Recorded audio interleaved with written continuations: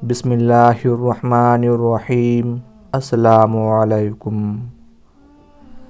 حضرت خواجہ معین الدین چشتی رحمۃ اللہ علیہ کے مزار شریف کو جب بادشاہ اورنگزیب عالمگیر نے توڑنے کا ارادہ کیا، بادشاہ اورنگزیب عالمگیر کا یہ معمول تھا کہ جس مزار سے انہیں سلام کا جواب نہیں ملتا تھا تو وہ اسے شہید کروا دیتے تھے، اور یہی نیت لے کر یہ حضرت خواجہ معین الدین چشتی رحمۃ اللہ علیہ کی بارگاہ میں بھی آئے، اور انہیں یہ غلط فہمی تھی کہ اللہ کے ولی مرنے کے بعد مزار میں زندہ نہیں رہتے۔ اپنے اسی وہم کو دور کرنے کے لیے اورنگزیب عالمگیر ایک روز اجمیر شریف تشریف لے گئے۔ اجمیر پہنچ کر اورنگزیب عالمگیر نے اپنے قاضی سے کہا کہ چلو میں یہ مان لیتا ہوں کہ غریب نواز اللہ کے ولی ہیں، مگر جب میں مزار پر حاضر ہو کر ان کو سلام پیش کروں گا تو مجھے سلام کا جواب ملنا چاہیے۔ اگر میرے سلام کا جواب مجھے نہیں ملا تو میں مزار شریف کو توڑ دوں گا۔ شہنشاہ ہند اورنگزیب عالمگیر جب مزار پر پہنچے اور وہاں پر حاضری دی تو وہاں پر ایک مفلوک الحال شخص بیٹھا ہوا تھا۔ وہ شخص انتظار کر رہا تھا تو بادشاہ اورنگزیب نے اس شخص سے پوچھا، اے شخص، کیا معاملہ ہے؟ تم یہاں پر کیوں بیٹھے ہو اور تم پریشان کیوں لگ رہے ہو؟ تو اس شخص نے بادشاہ اورنگزیب سے فرمایا، حضرت، میں آنکھ سے نابینا ہوں، یعنی میں اندھا ہوں، اور کافی عرصے سے خواجہ غریب نواز رحمۃ اللہ علیہ سے دعا کر رہا ہوں کہ میری آنکھوں کی روشنی واپس آ جائے، لیکن کوئی فائدہ نہیں ہوتا۔ میں کافی عرصے سے یہاں حاضری دیتا ہوں اور رو رو کر دعا کرتا ہوں کہ اللہ تعالیٰ اپنے اس ولی کے صدقے میں میری آنکھوں کی روشنی مجھے عطا کر دے، مگر آج تک مجھے کوئی فائدہ نہیں ہوا، یعنی میری آج تک کوئی حاضری اور دعا قبول نہیں ہوئی۔ تو بادشاہ اورنگزیب عالمگیر نے اس اندھے شخص سے کہا کہ میں مزار پر سلام پیش کرنے جا رہا ہوں، اور جب میں واپس آؤں اور تب تک تیری آنکھوں کی روشنی تجھے نہ ملی تو میں تلوار سے تیری گردن اڑا دوں گا۔ اتنا سننا تھا کہ وہ اندھا شخص اور زیادہ پریشان ہو گیا اور زیادہ غمگین ہو گیا، اور وہ اندھا شخص یہ سوچنے لگا کہ اب تک تو میری آنکھوں کی روشنی نہیں تھی، لیکن اب میری گردن کی باری آ گئی۔ یعنی وہ اندھا شخص کہنے لگا کہ اب تک تو میں اپنی آنکھوں سے پریشان تھا کہ میری آنکھوں کی روشنی نہیں ہے، میں اندھا ہوں، لیکن اب بادشاہ نے میری گردن اڑانے کی بات کہی ہے، یعنی اب میرا بچنا بہت مشکل نظر آ رہا ہے۔ پھر اس اندھے شخص نے زور زور سے رو رو کر اور تڑپ تڑپ کر حضرت خواجہ غریب نواز رحمۃ اللہ علیہ سے فریاد کرنے لگا، اور جب بادشاہ اورنگزیب نے مزار کے پاس جا کر خواجہ غریب نواز رحمۃ اللہ علیہ کو سلام پیش کیا تو مزار میں سے کوئی بھی جواب نہیں ملا۔ جب بادشاہ اورنگزیب نے ایک مرتبہ سلام پیش کیا تو جواب نہیں ملا، پھر بادشاہ اورنگزیب نے دوسری مرتبہ سلام پیش کیا، پھر بھی سلام کا جواب نہیں ملا، لیکن جب تیسری مرتبہ بادشاہ اورنگزیب نے سلام پیش کیا تو اندر سے آواز آئی، وعلیکم السلام عالمگیر حجتی۔ اورنگزیب عالمگیر یہ سن کر دنگ رہ گئے۔ سبحان اللہ۔ بادشاہ اورنگزیب عالمگیر اس واقعے سے بہت متاثر ہوئے، اور انہوں نے حضرت خواجہ غریب نواز رحمۃ اللہ علیہ کی روحانی بزرگی تسلیم کر لی۔ پھر اورنگزیب عالمگیر مزار سے واپس لوٹنے لگے تو کیا دیکھتے ہیں کہ اس شخص کی آنکھیں روشن ہو چکی ہیں۔ بادشاہ اورنگزیب عالمگیر کو دیکھ کر وہ شخص زور زور سے کہنے لگا، اے بادشاہ اورنگزیب، میری آنکھیں صحیح ہو گئی ہیں، مجھے اللہ تعالیٰ نے معاف کر دیا ہے، خواجہ غریب نواز نے میری فریاد کو سن لیا ہے۔ دوستو، یہ واقعہ ہونا تھا کہ بادشاہ اورنگزیب رحمۃ اللہ علیہ خود ایک اللہ کے ولی بن گئے۔ اللہ اکبر۔ پیارے دوستو، جب حضرت خواجہ غریب نواز رحمۃ اللہ علیہ اجمیر پہنچے، اس وقت اجمیر میں ایک مندر تھا جو اس وقت کا سب سے بڑا مندر تھا، اور صرف راجاؤں اور رانیوں کی عبادت کے لیے مخصوص تھا۔ مندر کے ساتھ ہی ایک تالاب تھا جس کا نام انا ساگر تھا۔ ہندو لوگ اس تالاب کے پانی کو انتہائی پوتر، یعنی انتہائی متبرک خیال کرتے تھے۔ ان کا عقیدہ تھا کہ جو اس تالاب میں غسل کر لے اس کے سب گناہ جھڑ جاتے ہیں۔ کہتے ہیں کہ اس مندر میں رات کے وقت اتنے چراغ جلتے تھے کہ ایک رات میں 3.5 من تیل ان چراغوں میں استعمال ہوتا تھا۔ ارد گرد کے کئی دیہات مندر کے نام تھے، یعنی ان دیہاتوں کی آمدن مندر پر خرچ ہوتی تھی۔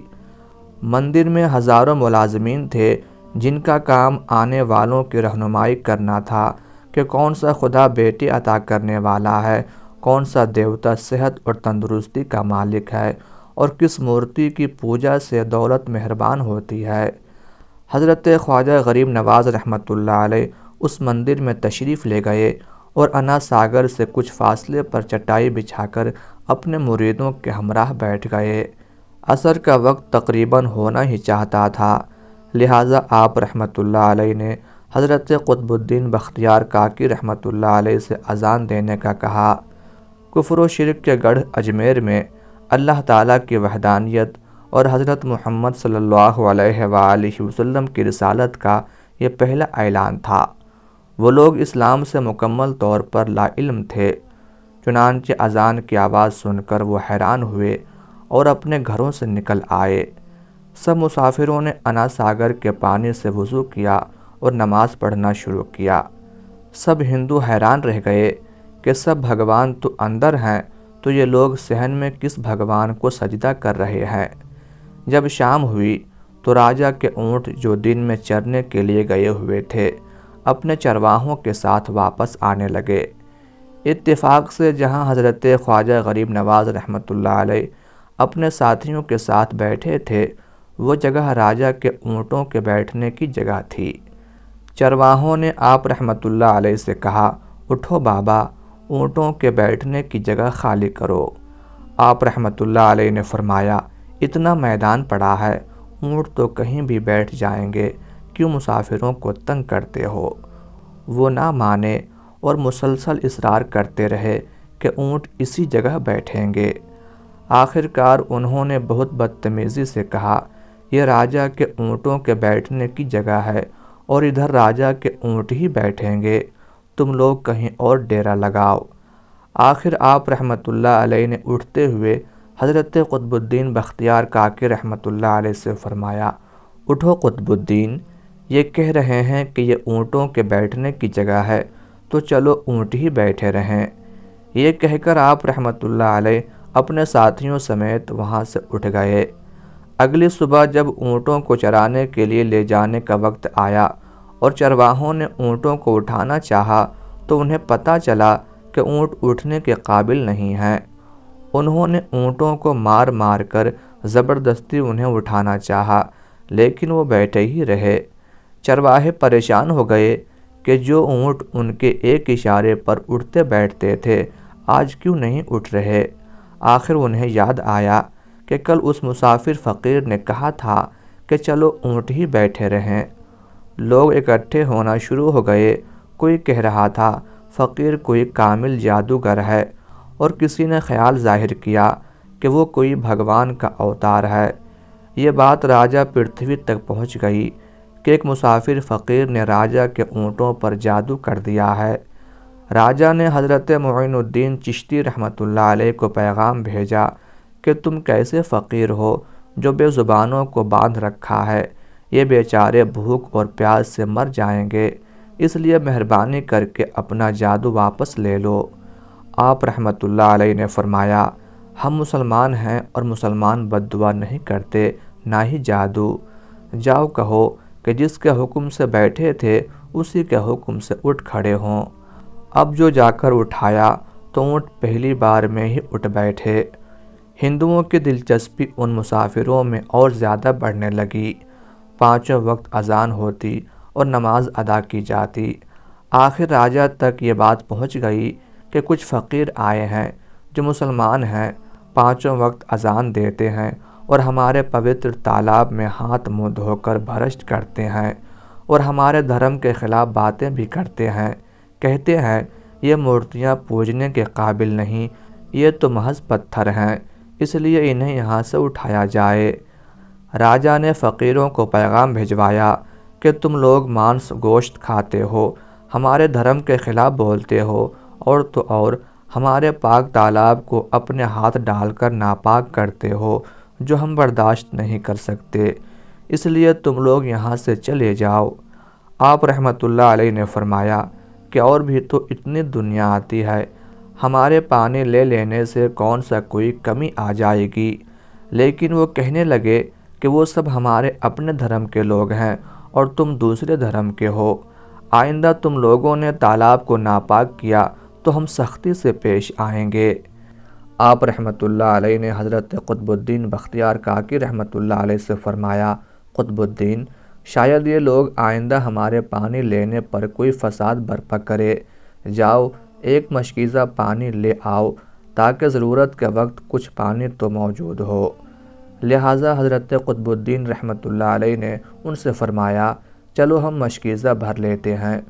وہ اس شرط پر مان گئے کہ تمہارا جسم پانی سے نہ چھوئے۔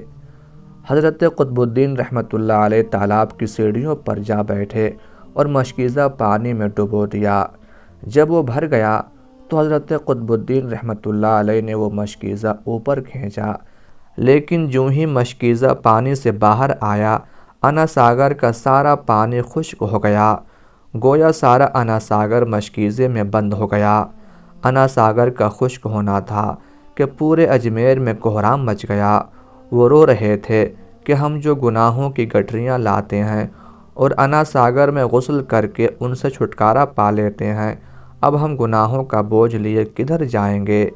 سارے علاقے میں خبر پھیل گئی کہ مسافر فقیر نے جادو کے زور سے انا ساگر کو خشک کر دیا ہے۔ راجہ اس نئی صورتحال سے بہت پریشان ہوا۔ اس نے اپنے وزیروں کو بلایا، سب نے یہی کہا کہ فقیر یا تو جادوگر ہے یا پھر واقعی کوئی کامل فقیر ہے۔ ساتھ ہی وہ پریشان ہوئے کہ اجمیر کی رونق تو تھی ہی انا ساگر کے دم سے، اسی کی وجہ سے لوگ دور دور سے اجمیر آتے تھے اور اپنا ایمان تازہ کر کے لوٹتے تھے۔ انا ساگر کے خشک ہو جانے سے ہندو دھرم کی تبلیغ کو دھچکا لگے گا، اور یہی تشویشناک بات تھی۔ آخر طے پایا کہ فقیر سے مذاکرات کیے جائیں کہ آخر وہ چاہتا کیا ہے۔